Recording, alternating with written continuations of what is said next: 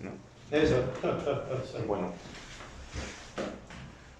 Pues sí, el motivo es como el café también, ¿no? Supongo. En realidad es eso. Todo en torno al café. Pues es como la plática, ¿no? Sí. Yo creo que al final nosotros estamos tratando de hacer llegarle a las personas pláticas que nosotros tenemos, creo que en nuestras áreas o con nuestros cercanos, pues muy común, ¿no? Pero de repente que a lo mejor ya no son pláticas que se suelen dar tan sencillamente, ¿no? Por ejemplo, hay un documental en Netflix del café, pero te dice de qué hablan las personas con el café en distintas partes, ¿no? Tiene una grabación en Argentina, otra en Italia y otra en Nueva York. Pero a ver, la persona que pasan de Nueva York es una señorita, una chica, que lo que hace es vender café molido. Entonces, en realidad lo que graban es cómo lleva el café molido por todas partes. El de Argentina sí era un escritor, pero en realidad iba solo a escribir al café. Claro. Y los de Italia era más bien un proyecto de unas personas que vendían café y que juntaban a unas personas de centros penitenciarios para que dentro de su tratamiento pudieran como que abordar algo del café. Pero no está la plática del café, ¿no? O sea, el café es importante, me parece a mí, por las pláticas que se pueden dar, ¿no? A lo mejor antes se podía dar más con un vino, no sé, puede pasar también. Sí. Pero el simposio, por ejemplo, la idea del simposio justamente era con eso, ¿no? Con bebida. Con vino, sí. Con bebida, bueno, que era el poción, ¿no? Que sí era más veneno, pero sí. Pues la idea en realidad era sentarse y pues platicar, ¿no? Claro. Entonces, incluso eso que acabamos de decir nos puede servir ya de presentación. Yo, bueno, soy el maestro Antonio Panchín y estoy con el doctor Carlos, ¿no? Fue mi maestro en la Facultad de Humanidades y la verdad es que me gusta mucho su discurso y sus formas. Así que ahora, pues lo invité para que también nos pueda hablar acerca de las masas y igual, ¿no? Sobre la temática que hemos estado llevando. Vamos a empezar a hablar, vamos a cuestionar algo que son las masas y queremos verlo en la actualidad incluso y de ahí a ver a dónde llegamos, ¿no? Sí, claro, bueno, estamos aquí, como dices, ¿no? En torno a un café, vamos a platicar de un tema que es un tema importante, ¿no? Que hay que reflexionar sobre él. Y cuando me dices, bueno, a mí me interesaría hablar sobre el problema de las masas, pues a mí inmediatamente me vino a la mente, ¿no? La cuestión de, bueno, ¿a partir de cuándo esto realmente es un tema, ¿no? De entrada. Y me parece que es una cuestión completamente moderna, el tema de las masas, es decir, en la antigüedad en realidad no había masas en estricto sentido, ¿no? En todo caso estaba la plebe, por ejemplo, ¿no? O también los filósofos en la antigüedad se referían como a los pobres, ¿no? Les llamaban, ¿no? A las personas que no se podían dedicar a la política porque estaban demasiado ocupados en el trabajo, ¿no? En labores domésticas. Digamos, por ejemplo, para eso yo recomendaría mucho leer el libro 1 de la política de Aristóteles, para ver cómo pensaba, ¿no? En esa época, y darnos cuenta también de algunas estructuras que hasta la fecha siguen y hemos heredado, ¿no? Por ejemplo, ahí podemos ya empezar a ver algunos problemas de género, ¿no? Es decir, el hecho de que, dice Aristóteles, la mujer, ¿no? Por naturaleza no puede entrar en los asuntos públicos, ¿no? Porque debe permanecer en las labores domésticas, ¿no? Propias de su género, ¿no? O el tema de los esclavos, ¿no? Independientemente de cómo los tratara el amo, ¿no? A lo mejor los podía tratar muy bien. Aristóteles trataba muy bien a sus esclavos, de hecho. Sí. Y de hecho los terminó liberando a su muerte y demás, ¿no? Bueno, la cuestión es, independientemente de cómo los tratara, ¿no? Por su propia naturaleza, ¿no? Un esclavo no tenía derecho a participar en asuntos públicos, etcétera, etcétera, ¿no? Ahora bien, en esas sociedades no había masas, ¿no? En esas sociedades había gente libre y gente que se dedicaba a otras cosas que no como tal no podían tomar decisiones políticas, ¿no? Y la Edad Media por el estilo, ¿no? Es decir, había vasallos, ¿no? Había señores feudales, pero en estricto sentido tampoco había masas, ¿no? Más bien había quienes dirigían y quienes eran dirigidos, ¿no? Y en relación a esa noción, pues, se estructuraban sociedades y se estructuraban formas de gobierno. Y bueno, podemos cuestionar si funcionaba bien o no funcionaba bien, si era justo o injusto, ¿no? Pero en todo caso esa era la concepción de la época, ¿no? Es decir, no existía la noción de fenómenos masivos. Okay. Existía la idea de los hombres por naturaleza vivimos en una comunidad y esa comunidad responde a una estructura y cada quien tiene un lugar en esa estructura. Okay. ¿Cuándo? Yo diría, en todo caso, ¿no? ¿Cuándo realmente empieza a surgir la cuestión de las masas? Es decir, vamos a los antecedentes, digamos. Y los antecedentes me parece que tienen que ver justo con el rompimiento moderno, ¿no? Es decir, con el cuestionamiento a esta orden colectivo, ¿no? Basado en ciertas instituciones. ¿Cuáles eran esas instituciones fundamentales? Evidentemente eran la Iglesia, ¿no? Y el Estado, al menos en Occidente. Sí. Y claro, ¿cómo empiezan estos cuestionamientos? Pues empiezan con la Reforma Protestante, ¿no? Digamos, empiezan desde el siglo XIV realmente, ¿no? Es decir, finales de la Edad Media, pero luego continúan en esa época que conocemos como el Renacimiento, ¿no? Que es una época, podríamos decir, bisagra, ¿no? De paso de una forma de pensar a otra. Con lo que te decía, la Reforma Protestante, ¿no? Pero, digamos, en el siglo XVI, pero incluso desde antes se va dando con el movimiento humanista, ¿no? En filosofía, por ejemplo, se va dando también con el cuestionamiento a la existencia de los universales, ¿no? Es decir, la existencia de esencias, por ejemplo, ¿no? El nominalismo, ¿no? Como una respuesta a ese cuestionamiento, ¿no? El voluntarismo, ¿no? También la idea de la separación de las verdades, ¿no? Es decir, que hay una verdad de la fe, una verdad del saber, etcétera, etcétera, ¿no? Entonces, hay una serie de cambios desde el punto de vista intelectual, ideológico, religioso, ¿no?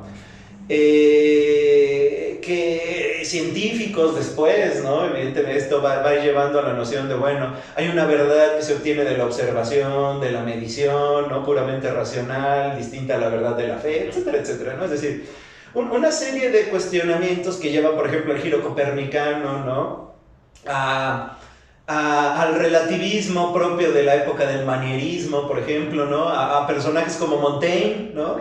Que ya quieren pensar todo, ¿no? Por ellos mismos y empiezan a ensayar, ¿no? Maquiavelo mismo, ¿no? Es decir, es un representante clásico de la doble verdad, ¿no? De la política no tiene que coincidir con la idea de la moral, ¿no? Y sin embargo eso no quiere decir que el político no tenga una virtud, etcétera, etcétera, ¿no? Entonces, claro, se sabe perfectamente, ¿no? En esa época hay una especie de descentramiento, ¿no?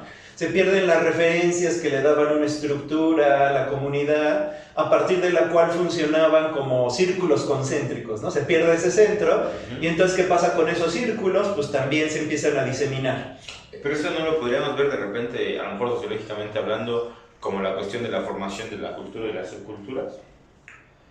Pues a ver, yo lo que diría es, en la cultura está pasando algo que implica que se pierda algo así como la coherencia de todos sus elementos. Entonces, más que hay una subcultura, lo que se va creando es una nueva cultura que ya no requiere ese centro, sino que más bien empieza a funcionar como espacios autónomos de cultura, ¿no? A ver, entonces, por ejemplo, el descentramiento que implica. Antes, la fe y la razón, digamos, a partir, por ejemplo, de todos los esfuerzos medievales, ¿no? Coincidían. Digamos, la escolástica y, por ejemplo, Tomás de Aquino, ¿no? Su obra, ¿no? Es un monumento a mostrar la complementariedad de la fe y la razón, ¿no? Y tiene mucho valor, sin duda alguna, ¿no? Y podríamos decir, la Iglesia funcionó como un elemento civilizador en una época muy difícil en Occidente, ¿no? Tras la caída del Imperio Romano y demás. Claro, es decir, con la ciudad de Dios, ¿no? Digamos, la ciudad de Dios es anterior porque San Agustín todavía es romano. Pero en todo caso es cierto, es decir, son esfuerzos que responden a una serie de crisis, ¿no? Del paradigma, digamos, romano. Y al mismo tiempo funcionan como su continuación. Entonces, no podremos condenar al cristianismo, ¿no? Es decir, el cristianismo sin duda alguna funcionó, ¿no? Como la base de un proyecto civilizatorio, ¿no? Y permitió que Occidente se desarrollara es un modelo también de organización. Es un modelo de organización y de hecho puso las bases para el posterior proceso modernizador, lo cual está muy bien, ¿no? Pero, es decir, otra vez, seguramente hubo problemas, injusticias, inconsistencias y demás, pero bueno, llevó a eso, ¿no? ¿Qué es lo que está pasando, sin embargo, con el proceso modernizador, ¿no? Que es una consecuencia de los mismos desarrollos medievales, esto también es importante verlo.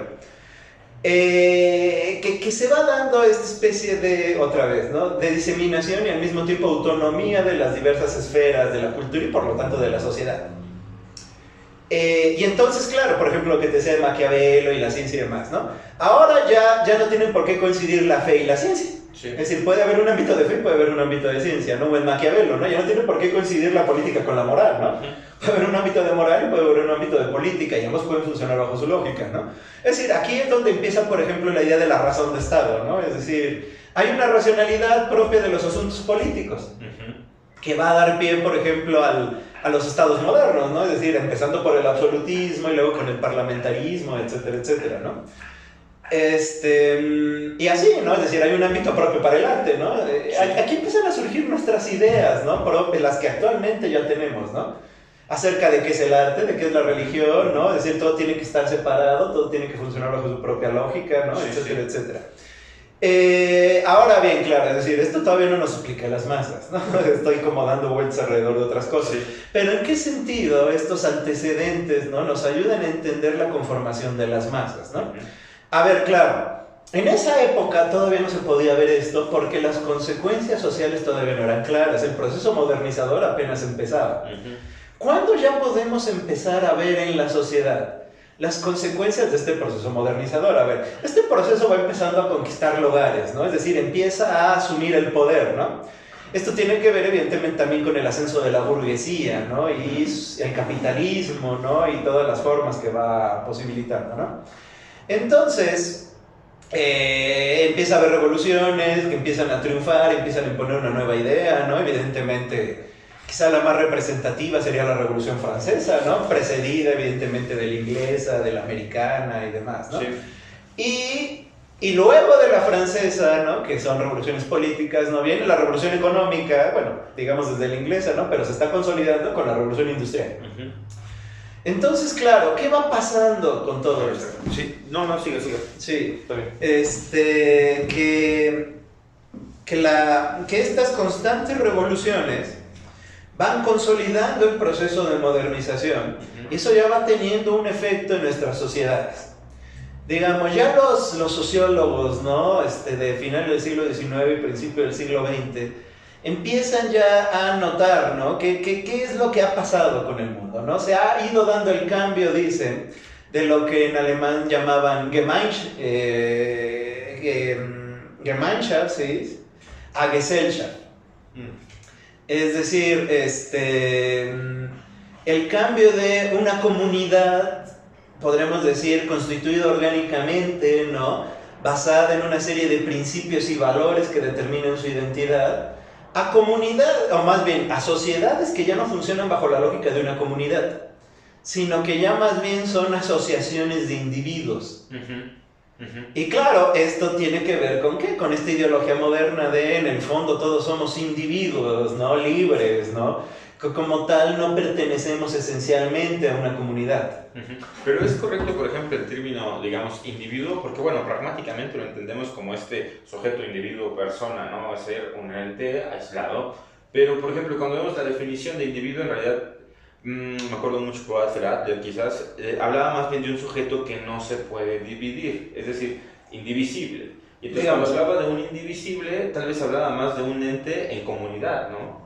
Bueno, a ver, digamos, es que el problema de la ideología moderna, digamos, típica del liberalismo, por ejemplo, que es la ideología a partir de la cual se desarrolla la modernidad, ¿no? Es decir, la modernidad que va triunfando a partir de las múltiples revoluciones, ¿no? Que tiene, digamos, su ejemplo fundamental en la Revolución Inglesa, ¿no?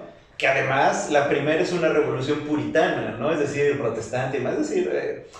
esa es la modernidad que se nos va imponiendo, ¿no? La modernidad anglosajona, ¿no? La modernidad protestante, etcétera, etcétera. Entonces, claro, se va imponiendo este individuo. A ver, es cierto, la idea de individuo tiene que ver con algo indivisible, algo así como el átomo, ¿no?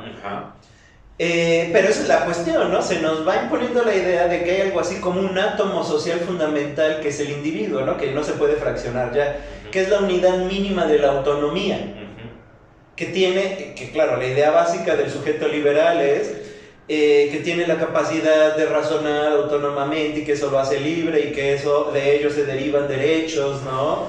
Inalienables, ¿no? Es decir, esa como indivisibilidad nos lleva a la idea de una especie de derechos que no se le pueden quitar, que son propios, ¿no? De esa unidad mínima, ¿no? que son inherentes, exacto. A ver, y yo digo, eso también está muy bien, es decir, no, eso no me parece mal en principio, ¿no? En principio, ¿no? Sí. Pero claro, lo interesante es ver todas las consecuencias sociales. Es decir, que paulatinamente la sociedad cada vez se va concibiendo más como simplemente asociaciones de individuos libres, que entran y salen de esa asociación, ¿no? De acuerdo a su propio juicio. Sí. Es decir, ¿qué es lo que ya no está antes? Como ya estabas apuntando, ¿no? Como sí pasaba en la antigüedad. Ya no está la comunidad. Sí. No sé, regresando otra vez al buen Aristóteles, ¿no? Esta idea del libro 1 de la política, Aristóteles decía, el hombre es político por naturaleza, y eso que implicaba para Aristóteles. El hombre por naturaleza siempre tiene que estar en una comunidad, ¿no? Que es también su instinto gregario, ¿no? Que tiene que ver con algo, no sé si un instinto gregario, pero ciertamente Aristóteles concebía que era ya parte de la esencia humana. Es decir, que si un hombre vive fuera de una comunidad política, decía, o es una bestia o es un dios, pero no es un hombre, ¿no? A ver, y además también un compañero alguna vez me dijo, y es muy interesante traducirlo como bestia y no como animal. ¿Por qué? Porque los animales de hecho son gregarios.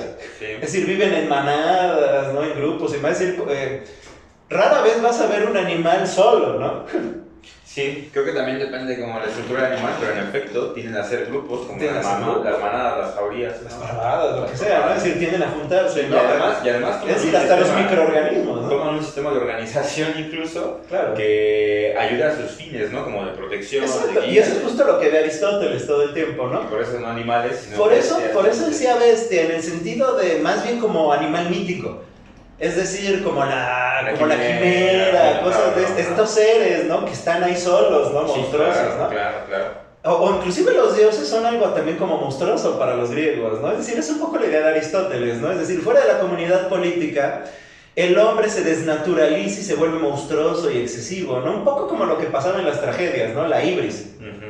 El hombre de repente da un paso fuera de los límites y se vuelve monstruoso y viene la catástrofe, ¿no?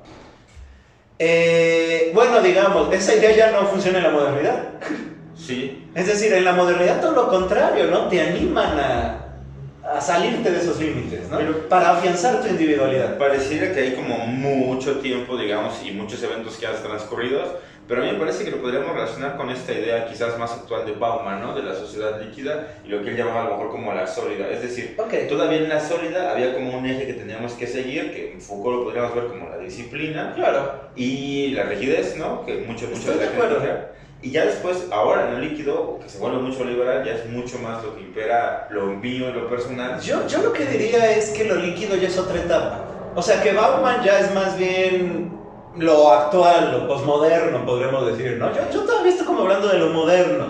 ¿Qué quiere decir esto? Que entre una sociedad sólida y una sociedad líquida hay un espacio intermedio, es decir, hay un lugar de paso. Y ese paso es precisamente la modernidad, es justo este proceso, ¿no? Este proceso en el cual se va consolidando la idea del individuo sobre la comunidad.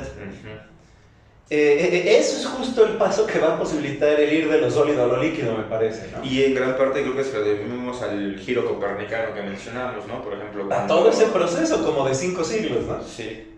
Pero bueno, también que el sujeto haya fijado la razón, como lo que lo hace diferente de todos los demás, también de repente lo cerró mucho en la esfera personal, ¿no? Pero es que, por ejemplo, la razón, también Aristóteles lo planteaba, ¿no? Es decir, lo propio del hombre es la razón. Lo diferente es que ahora la razón es la razón de un sujeto y no de una especie. A ver, claro, se presume que es una característica de todos los que pertenecen a una especie, ¿no? Es decir, no se separan en ese sentido tanto de Aristóteles. Pero sí se reintroduce otro factor, ¿no? El factor de que esa racionalidad ya no se ejerce en comunidad, ¿no? Fundamentalmente. O sea, sí se puede ejercer, y a eso voy ahorita, ¿no? Sí. Pero fundamentalmente se ejerce desde el individuo. Insisto, a ver, esto no está mal, ¿no? Sin duda alguna, lo que nos ayudó a poner en el primer plano es el tema de la libertad, ¿no? De la libertad individual. Algo que antes no era ni considerado, ¿no? Claro. Y a plantear derechos individuales, es decir, antes no existían derechos individuales. Pero es un poco como perversa esta situación porque, a ver, retomando a lo mejor los paradigmas que mencionamos anteriores, fue el caso del feudalismo, ¿no? Ajá. De cómo estaba organizada la sociedad.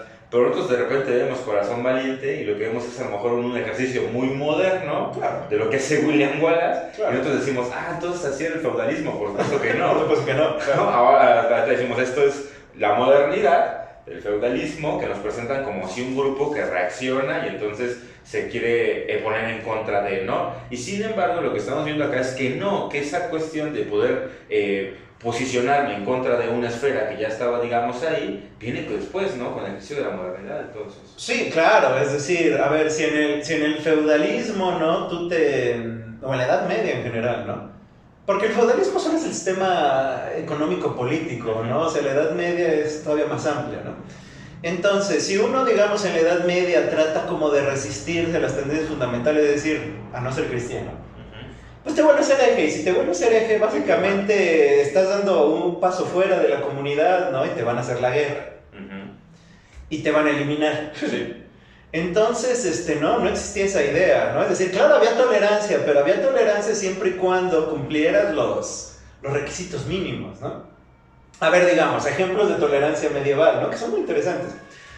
Hay algo así como el principio oficial de las cosas, ¿no? Que es evidentemente la ley de Dios, ¿no? Y eso se ve como naturaleza, ¿no? Como lo que define nuestra naturaleza, jus naturalismo.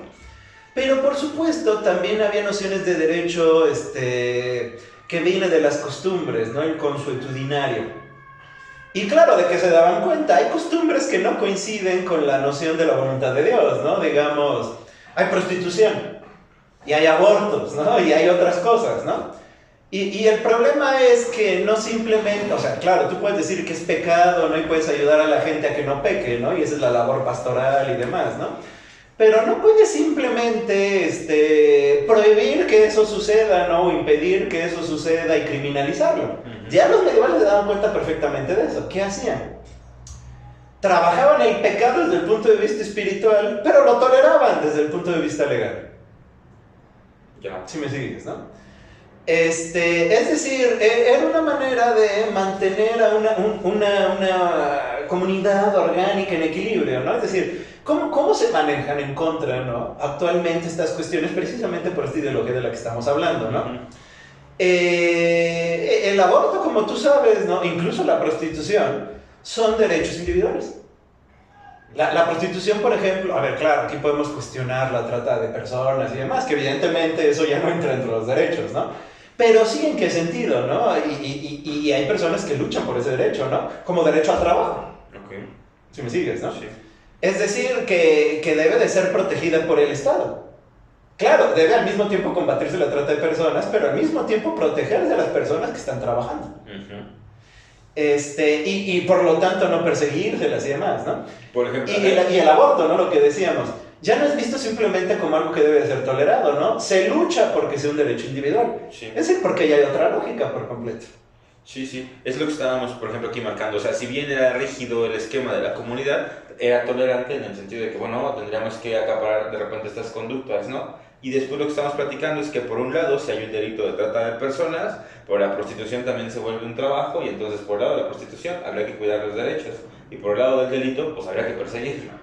Claro, exactamente, ¿no? Pero en todo caso, es decir, ve cómo aquí lo importante es que la prostitución ya está funcionando bajo el esquema liberal de yo puedo hacer de mi vida lo que quiera siempre y cuando no esté afectando a otros. Lo mismo el aborto y demás, ¿no? Claro, ahí siempre está la discusión, digamos yo, de tono más religioso, ¿no? Pero a lo mejor estás afectando una vida que está procreándose y demás, ¿no? Bueno, en todo caso, el tema es la lucha política ya se está dando en el marco del liberalismo y del individuo. Ahora bien, insisto, no vamos a enfatizar, creo ya, ¿no? Ya tenemos esos elementos, ¿no? Para enfatizar más el tema de las masas, ¿no? Claro, a partir de que las sociedades empiezan a funcionar así, es decir, de que las relaciones entre individuos son más bien contractuales, ¿no? Es decir, yo me relaciono, por ejemplo, el matrimonio, ¿no? Antes el matrimonio era una cuestión sagrada, comunitaria y natural, ¿no? Ahora es un contrato. Sí. Yo me uno con otra persona porque me conviene. Sí. Y en cuanto eso deje de convenirme, ¿no? Es decir, los términos del contrato por el cual yo entré no dejen de funcionar, Lo cerramos. pues legítimamente me puedo separar. Sí. Ok, ¿no? Cuando las sociedades empiezan a funcionar así, a ver, insisto, yo no tengo nada contra eso, al contrario, ¿no? Pero cuando empiezan a funcionar así, los sociólogos empiezan a dar cuenta que paulatinamente va a empezar a surgir un nuevo fenómeno, que es el de las masas. Justo ahí. Es decir, ¿cuándo empiezan los primeros estudios sobre las masas? Precisamente, final del siglo XIX, principio del siglo XX, ¿no? Es decir, se empiezan a dar cuenta de ahí un momento, ¿no? Las personas ya no simplemente funcionan como parte de una totalidad orgánica que tiene ciertas reglas y cada quien ocupa su lugar en esa totalidad, ¿no? Más bien, ya no se puede determinar cuál es el lugar de las personas en la sociedad. Sí se ve, ¿no? Y entonces, ¿qué empieza a pasar con esas personas? Viven en sociedad, pero viven de una manera indeterminada. Y entonces, claro, ¿qué es dónde las empezamos a poner? En el conjunto de lo indeterminado, ¿no? Ese grupo, ese colectivo de personas que están en sociedad, pero son indeterminadas, esos son las masas. Lo irónico es que, que no es una excepción, sino que más bien eso cada vez se convierte más en la regla, ¿no? Claro, ya sabes esta famosa frase de cada vez la excepción se convierte más en la regla, ¿no? Vamos por ejemplo a Marx, ¿no? Un caso paradigmático de esto, ¿no? Marx, ¿de qué se empieza a dar cuenta, no? De cómo el capitalismo, ¿no? Y su dinámica económica, política y social, ¿no? ¿Qué es lo que empieza a generar? Empieza a generar una nueva clase, ¿no? Esa clase es el proletariado. Ahora bien, ¿cuál es el problema, no? Claro, en principio, sí, es cierto, el proletariado tiene una función específica, que es trabajar para generar valor, ¿no? Pero realmente el proletariado no tiene ese lugar como lo podría tener una clase dentro de una comunidad, ¿no? Digamos, en la Edad Media los gremios, ¿no? Por ejemplo, ¿no? Era una organización del trabajo diferente. No, más bien, ¿qué es lo que pasa en el siglo XIX, no? ¿Qué es lo que caracteriza al proletariado? Simple y sencillamente que tienen una función, que la realizan, pero que al mismo tiempo quedan como fuera de todas aquellas prerrogativas de la cultura que antes le daban un lugar a las personas. Entonces están dentro de la sociedad, pero al mismo tiempo es como si estuvieran fuera. Claro, y eso los masifica. Ajá. Acá estamos viendo, por ejemplo, ya la cuestión de la masa, quizás como un tipo de individuos dentro de la sociedad, pero no necesariamente como este conjunto de gente que se junta para actuar, ¿no? Es decir, no estamos viendo la masa como la marcha, sino la masa como el estándar de la población, tal vez en general.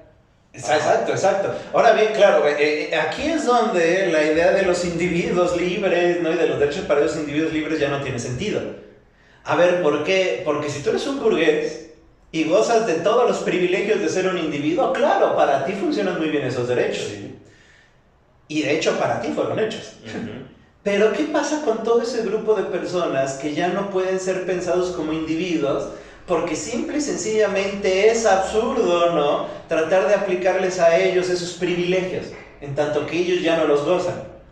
Entonces, aunque hay una ley que ampara a los individuos, simple y sencillamente esa ley ya no aplica para la mayor parte de la población. Si me sigues, ¿no? Sí. O dicho de otra manera, en el fondo esos privilegios y esos derechos simplemente funcionan a favor del burgués para explotar a todo el resto de la sociedad, si me sigues, ¿no? Sí, hay una... Ahora que estaba trabajando... Que en el fondo son masas.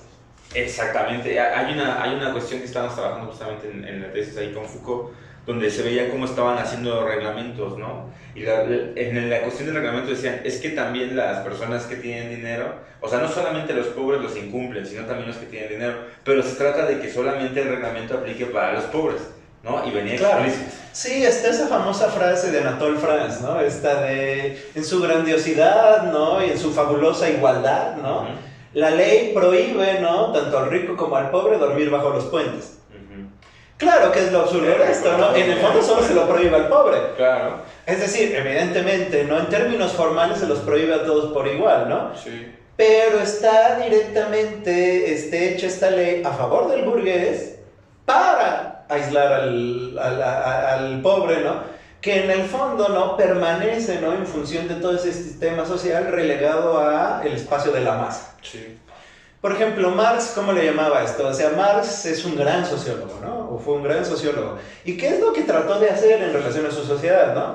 Identificar cómo funciona cada sector en relación a su lugar dentro de la dinámica económica. Entonces, por ejemplo, veía, pues claro, unas son las costumbres de los burgueses, ¿no? Y por lo tanto la ideología que generan al respecto, ideología que se empeñan en imponer a todos, Claro. que todos funcionen bajo ella, ¿no? Y por otro lado, cómo funcionan, por ejemplo, los trabajadores, y que hay distintos tipos de trabajadores. Y planteaba, bueno, existe algo así como la aristocracia de los trabajadores, ¿no? Que son los trabajadores que tienen más habilidades técnicas y que están más cercanos a la burguesía y que generalmente era quienes eran los que tenían la función de líderes sindicales y demás, ¿no? Y establecían un diálogo y muchas veces tenían la aspiración de volverse burgueses y a veces lo lograban. Y a veces lograban que también tener su propio negocio y demás, ¿no? Pero paulatinamente se va degradando esa categoría, ¿no? Digamos, esa aristocracia del proletariado, en estricto sentido no son masa. ¿Por qué? Porque están politizados, porque todavía se pueden pensar como seres racionales y autónomos, ¿no? Y ciudadanos, ¿no? Que pueden luchar por sus derechos, etcétera, etcétera. Y en realidad, ¿no? Esos fueron los que se organizaron, los que crearon sindicatos, ¿no? Y demás. Pero no son ni de lejos la mayor parte del proletariado ni de la sociedad. Y es espeluznante esto. Hay estudios, ¿no? Que decían, ¿no? Bueno, esta es una mínima parte, ¿no? Entre burgueses y esta parte del proletariado, ¿no? No tenemos ni el 50% de la sociedad de la época. O sea, ponle tú, a lo mejor entre todo esto tienes el 40%, de los cuales, de ese 40%, ¿no? Solo viven en condiciones dignas en la época, a mediados del siglo XIX, ¿no? Digamos, un 10%. O sea, es un mínimo, ¿no? La pobreza era enorme, ¿no? Y aún así había cierta idea de respetabilidad entre esta aristocracia y el proletariado, porque eran pobres, pero tenían trabajo y tenían actividad política y tenían cierta identidad de grupo, etcétera, etcétera, ¿no? Esa es justo la idea de la conciencia de clase de Marx, ¿no? Es decir, que la conciencia de clase en una sociedad como esta es una especie de reactivar la lógica comunitaria. De ahí la idea de un comunismo, ¿no? La mayor parte de la población, es decir, algo así como del 60%, ¿no? De la época, ¿no? Y tendríamos que ver los números actuales, ¿no? Y en términos globales no se separa mucho de eso. O en países como el nuestro, en México tampoco.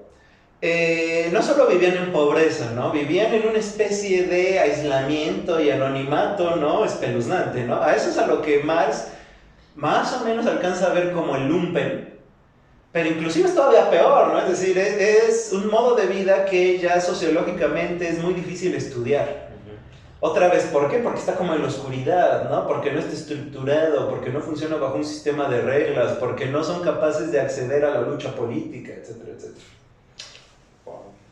Pero además, eso, no sé, por ejemplo, ya que tanto lo podemos aplicar en la actualidad, porque igual y vemos también la concentración de la riqueza, ¿no? Las condiciones de vida no son en realidad generales para todo y sin embargo las ideas de éxito sí, ¿no? Claro. O sea, como que eso sí lo seguimos poniendo de la misma manera. Sí, lo cual es absurdo, ¿no? Es decir, se le venden aspiraciones a personas que materialmente no pueden aspirar a ello. Sí.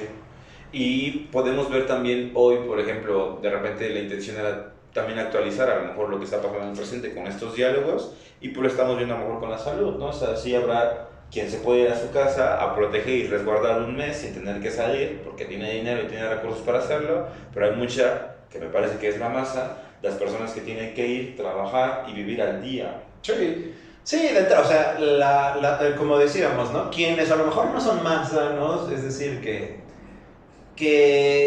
todavía pueden estructurar, ¿no? Una vida social, racional, pueden inclusive generar dinámicas comunitarias, etcétera, etcétera, y que aún así viven al día. Es decir, la pequeña burguesía, ¿no? Y otra vez cierta parte del proletariado viven así, ¿no? Yo diría, pues nosotros vivimos así realmente, ¿no? Y otra enorme masa de la población que, a ver, que el problema es que ya que no es solo que tengan la necesidad de salir y por lo tanto no poder tomar las mínimas medidas, ¿no? De salud higiénicas, ¿no? Sino que quizá precisamente por su situación ni siquiera tienen conciencia de lo que está pasando. O sea, a ese nivel llegamos y ese es el punto, ¿no? Es decir, que probablemente la mayor parte de la población, simple y sencillamente por su situación social, ¿no? En la cual han sido orillados, ¿no? Una situación de masa, ¿no? No pueden llegar ni siquiera a tener conciencia de lo que pasa en el mundo. Pero entonces la diferencia entre una persona de masa y una que no, ¿sería nada más la conciencia? No, justo creo que la idea, lo que trato de transmitir es, no solo es una cuestión de conciencia, ¿no? La conciencia, de hecho, más bien sería secundaria. Lo fundamental es, su lugar social, ¿no? Es decir, las transformaciones sociales, económicas, políticas, ¿no? Toda esa estructura que las lleva, ¿no? a permanecer en cierto lugar. Uh-huh.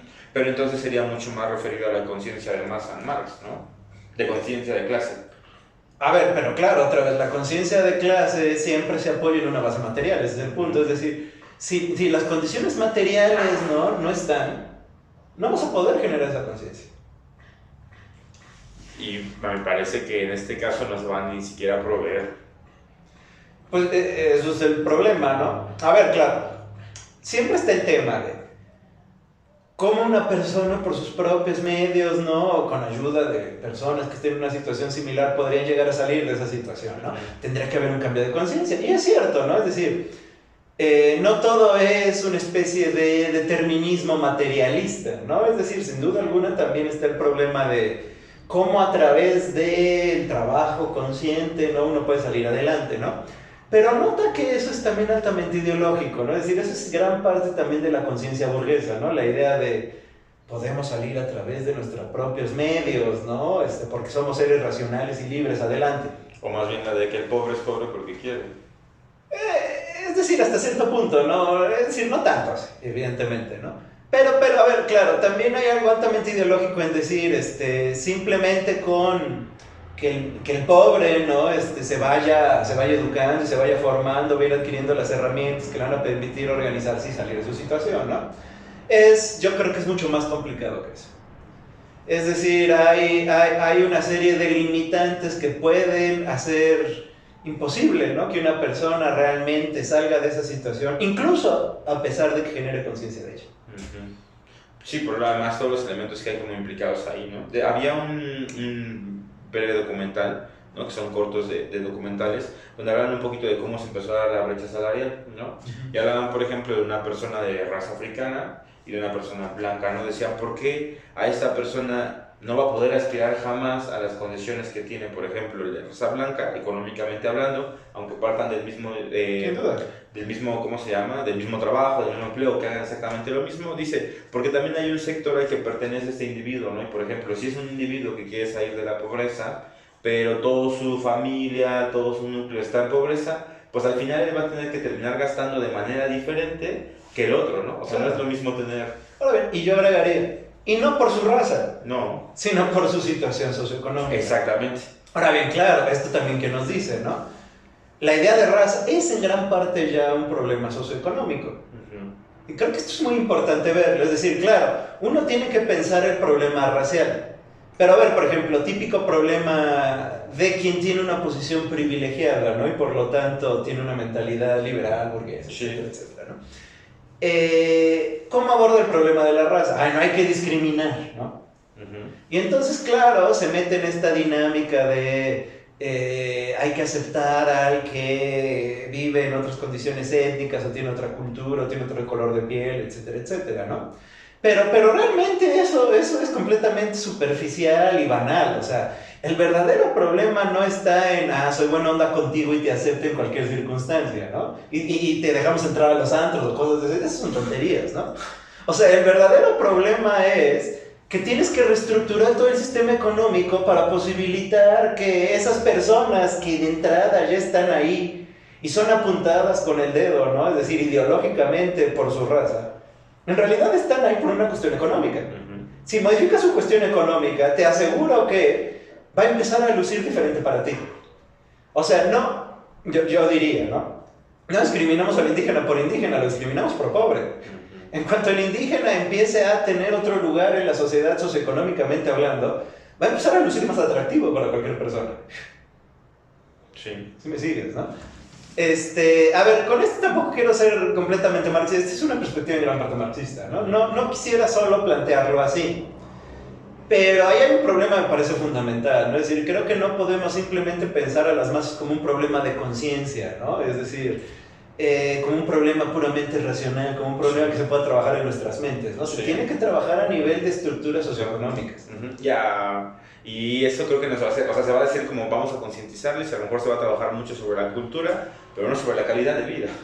Sí, exacto, ¿no? Y a ver, insisto, y es un enorme problema, ¿no? Porque entonces uno se vuelve, ¿sabes? El culturalista buena onda, ¿no? Que siempre está abierto a todos los modos de vida, pero que no hace nada por luchar, por transformar esa estructura. Que todo lo contrario se beneficia de ella. ¿Y qué pasa, por ejemplo, en donde han tratado de, por ejemplo, a lo mejor se ha dado más movimientos como en América Latina, donde se ha intentado más cambiar el orden, ¿no? Un poquito darle más posición económica, incluso social, a los indígenas, por ejemplo, caso, no sé, Bolivia, y que de repente por el otro lado, pues se ve mal, ¿no? Claro, a ver, no, es que ese es el tema, justo, a ver, tocas un muy buen tema, ¿no? A ver, digamos, ¿qué es lo que a mí no me gustó de la manera en que la Revolución Mexicana asumió estos problemas, ¿no? La Revolución Mexicana es quizá la mayor revolución de América Latina, ¿no? Y en ese sentido no debemos de menospreciar todos sus logros, ¿no? Es seguramente la revolución agraria más relevante, ¿no? Al menos de América Latina y probablemente del mundo, ¿no? Bueno, a lo mejor exagero. Y sí, sin duda alguna reestructuró grandes capas de la sociedad, ¿no? ¿Qué quiero decir con esto? Le dio acceso a enormes capas de la sociedad, a una serie de nuevas posibilidades sociales que antes no tenían.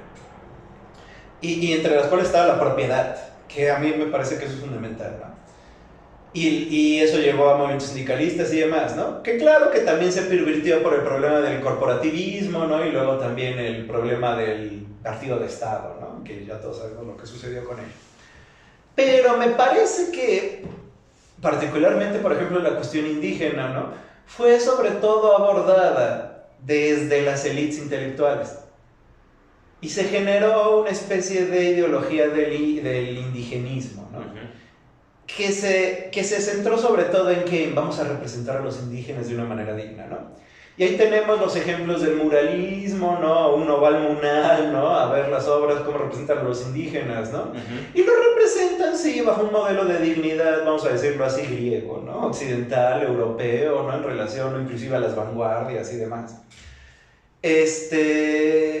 Lo cual no tiene en ningún sentido impacto, ¿no? En la vida de ningún indígena concreto. Sí. Es decir, eso solo tiene un impacto en la manera en que las élites intelectuales y la ideología se va a plantear su nueva identidad, ¿no? Sí.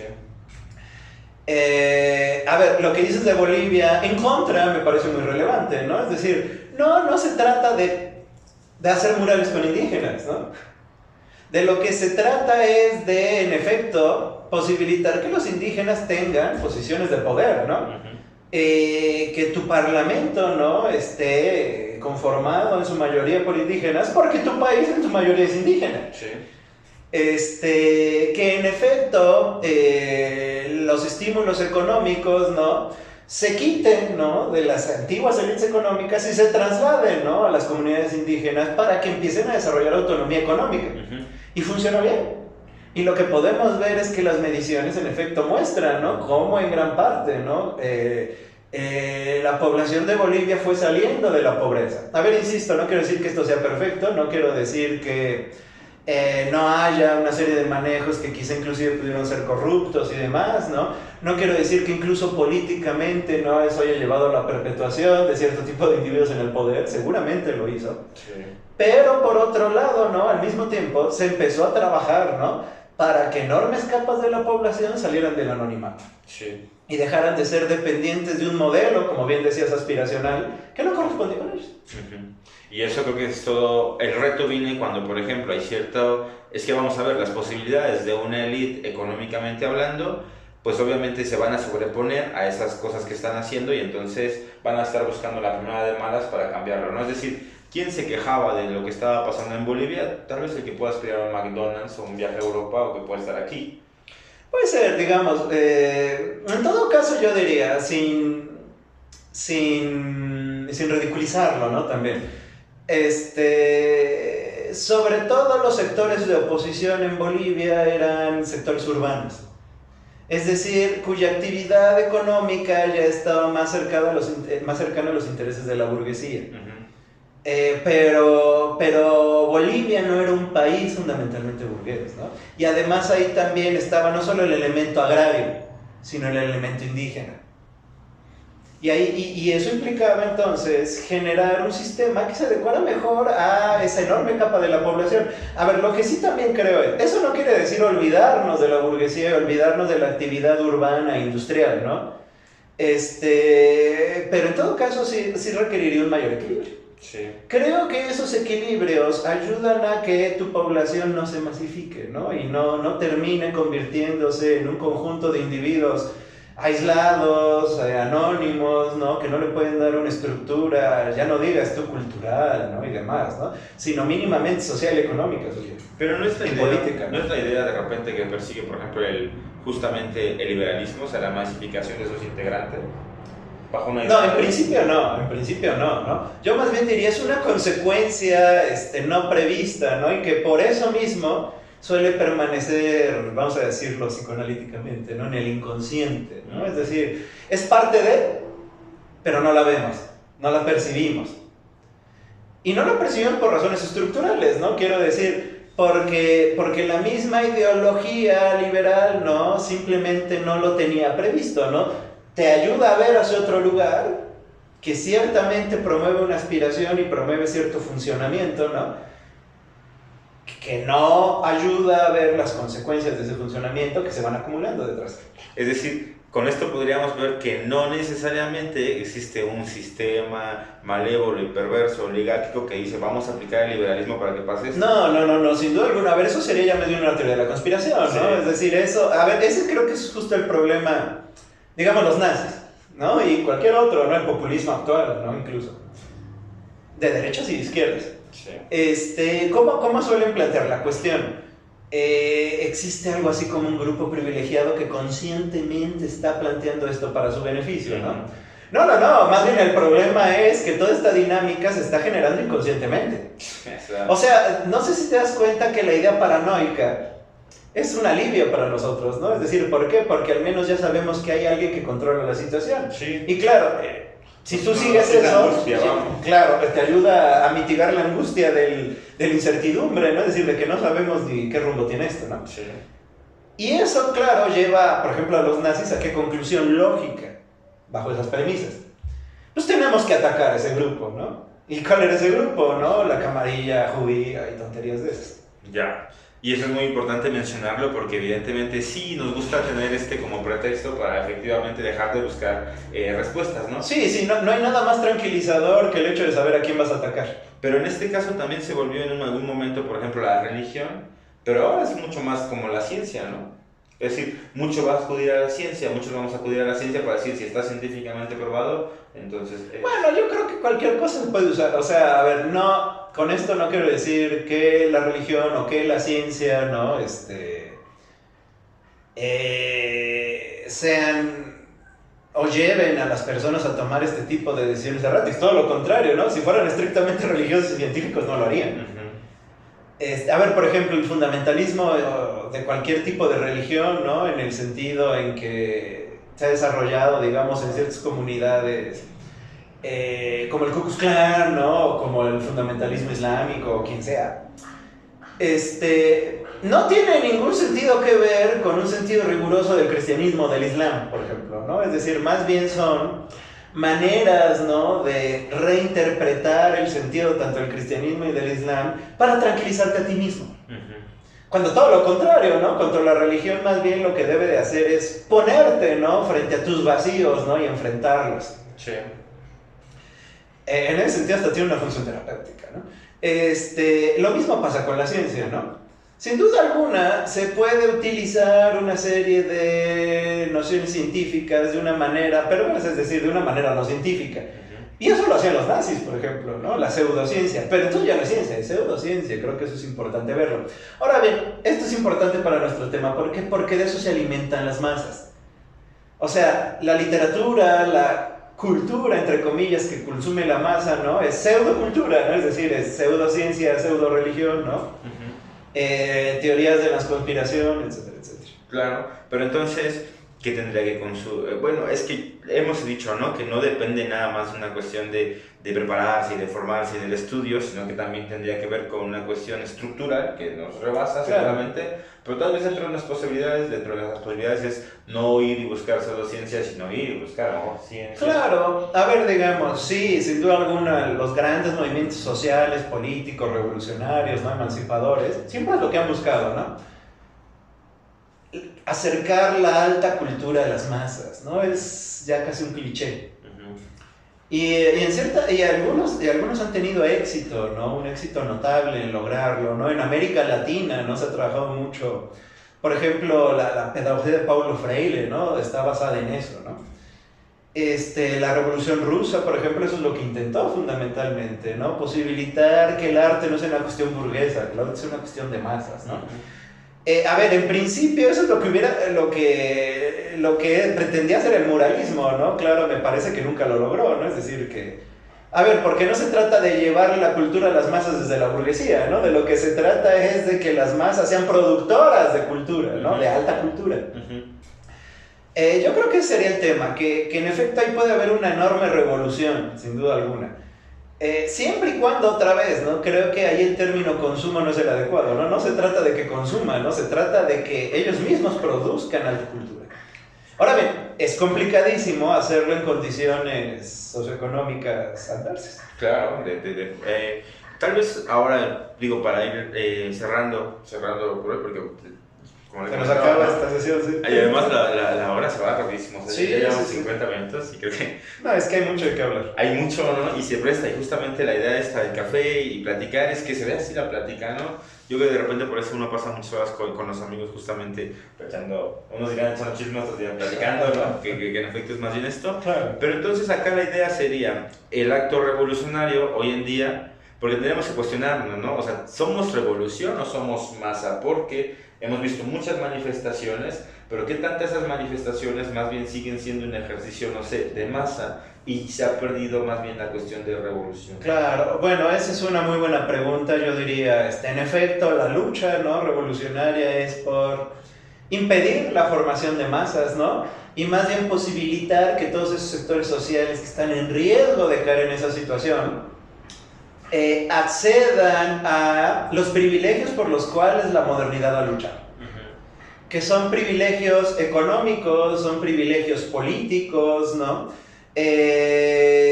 Son privilegios individuales, ¿no? Como hemos estado comentando, ¿no? Y también tienen que ver con el acceso a la cultura. Y el acceso a la cultura tiene que ver no solo con literatura y humanidades, sino también, y yo diría fundamentalmente, el acceso a la ciencia y a la técnica. Y pues bueno, son cosas que no se consideran hoy en día, ¿no? Sí, sin duda. Y entonces lo que decías es, pues sí, en efecto, protestar y salir a las calles simplemente a luchar, ¿no? Y comprender esa lucha como ejercer violencia, ¿no? A ver, puede ser un primer paso, pero por otro lado, eso no es en sí, ¿no? Estructurar un verdadero proyecto revolucionario. Creo que eso tiene que quedar muy claro y tienes razón, ¿no? Aunque pueda ser el primer paso para una lucha, puede todavía quedarse, ¿no? Justo en un comportamiento errático propio de masas. Sí, ya hemos hablado, por ejemplo, en algunas oportunidades de qué es o cómo se incentiva justamente al individuo para que participe en estas masas, y luego muchas veces hay que hacer como un efecto de estímulos, de elementos, y creo que se puede perder la idea de la revolución que tenemos. Claro, y en todo caso, a ver, yo tampoco condenaría del todo, a ver, porque en todo caso son manifestaciones de lucha. Sí. ¿Y eso qué quiere decir? Que ahí hay una oportunidad, el punto es aprovechar esa oportunidad para canalizarla correctamente y que no se vuelva una violencia que degrade. Sí, y además, ojo, porque también platicábamos que esta oportunidad o esta crisis o este movimiento no solamente es una oportunidad para aquellos que hacen el movimiento, sino también para aquellos que de repente quedan aislados de la misma marcha o lucha, ¿no? Por ejemplo, da otras oportunidades de cuestionamiento, de pensamiento, y entonces decir, tal vez el problema no es ¿no? Sino tal vez el problema es otro. Por ejemplo, lo hablábamos ya de la universidad, tal vez el problema es más bien que no hay una comunidad universitaria ni un proyecto sobre ella, ¿no? Por ejemplo, a ver, y en todo caso, pues la lucha, ¿no? Es precisamente por hacer esa comunidad. Yo creo. Y hacer, como decíamos, una comunidad justa, ¿no? Una comunidad incluyente, democrática. Es decir, que por ejemplo, que la mayoría del personal administrativo, docente y los estudiantes no sean una masa, no sean personal enajenado que simplemente está siendo explotado, ¿no? Para el beneficio de quién sabe quién, ¿no? Creo que ahí hay una lucha. Sí, sí, sí. Y ojalá y en efecto, ¿no? Las manifestaciones actuales sean un paso para avanzar en esa lucha y no se queden solo en una especie de inconformidad y reacción, incluso quizá violenta sin sentido. Sí. Pues bueno, ya. Bueno, Muchas gracias. ustedes vamos a cerrar. ¿Ya? Terminamos todo, le agradezco mucho otra vez. No, ustedes. El maestro Carlos también está dando clases, por ejemplo, allá en la Facultad de Humanidades, en la universidad. Y por supuesto, él trabaja principalmente aquí en la Ciudad de México, pero seguramente estará trabajando con nosotros en distintos proyectos, porque bueno, de alguna manera nos mantenemos motivados a seguirle. Así que ya veremos en qué termina todo, ¿no? Por dónde va. Claro. Pero bueno, muchas gracias. No, gracias a ti, gracias a todos. Vale, pues vámonos. Bye, bye. Chao. Okay.